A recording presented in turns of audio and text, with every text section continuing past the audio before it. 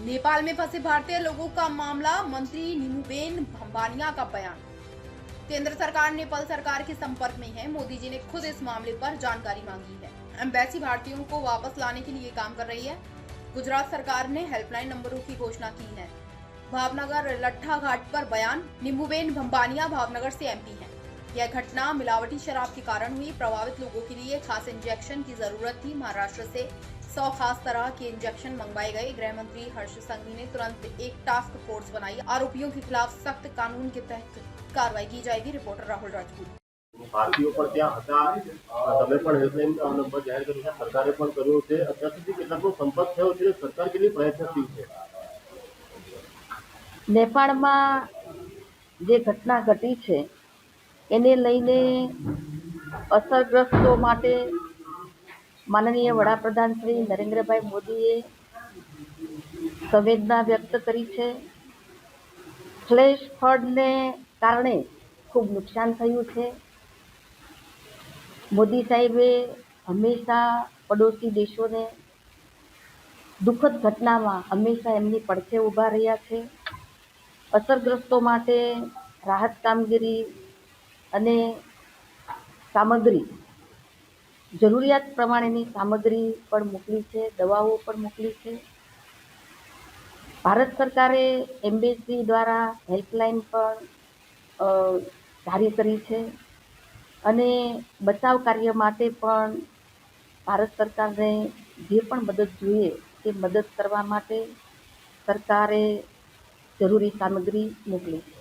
ગુજરાતમાં કેટલા લોકો ફસાયા છે એવું કોઈ આંકડો ચોક્કસ મળે છે? હેલ્પલાઇન પણ જારી કરી છે. ગુજરાતના જે પણ ફસાયા છે તેમના માટે સરકાર તાત્કાલિક કાર્યવાહી કરી રહી છે. ભાવનગર તમારું મતક્ષેત્ર છે. ભાવનગરમાં લઠ્ઠાકાંડ તો તેમાં આગળ હવે શું કાર્યવાહી થશે? તમારી કેટલી નજર છે અને કેટલું આ દુઃખદ છે ગુજરાતમાં? ભાવનગરની અંદર ભેળસેળ યુક્ત આલ્કોહોલ લેવાથી જે ઘટના ઘટી છે તેને લઈને ભાવનગરમાં સરટી હોસ્પિટલની ઉચ્ચ સ્તરીય બેઠક કરી હતી, જેની અંદર તમામ ઉચ્ચ સ્તરીય અધિકારીઓ સાથે તાત્કાલિક રાહત માટે પણ જે પણ જરૂરિયાત હતી, ઇન્જેક્શનો જે જરૂરિયાત હતી એ ગુજરાતમાં દસ્તક હતા.